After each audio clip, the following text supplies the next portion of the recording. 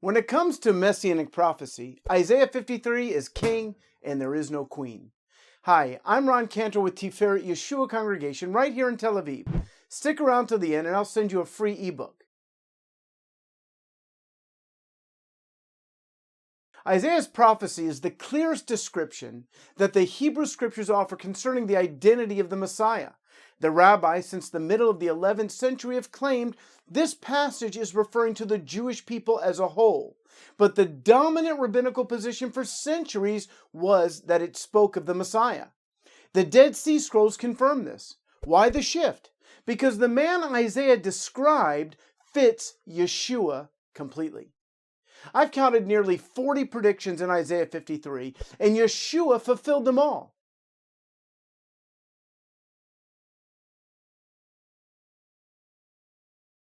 This is what I was told as a new believer. When it came to Isaiah 53, it was the Jewish people, not the Messiah. That was the party line amongst the Orthodox leaders I quizzed. They would say, Messiah will come reign, not to be crucified. And I say party line because an honest reading of the passage could not lead to any other conclusion except that it speaks of the Messiah, specifically the man Yeshua. An Orthodox sect finally admitted this, although they got the person wrong. Some of the followers of the deceased former Lubavitcher Rebbe, Menachem Mendel Schneerson, believe that he is the fulfillment of Isaiah 53, that he is the suffering servant and the Messiah. And some of his most ardent disciples are still expecting him to rise from the dead as Isaiah 53:11 proclaims, despite having been in the grave for over 20 years.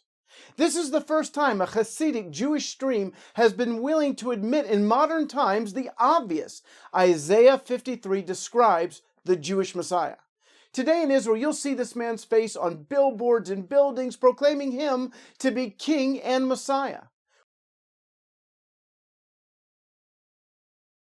But does Isaiah 53 really describe the Lubavitcher Rebbe?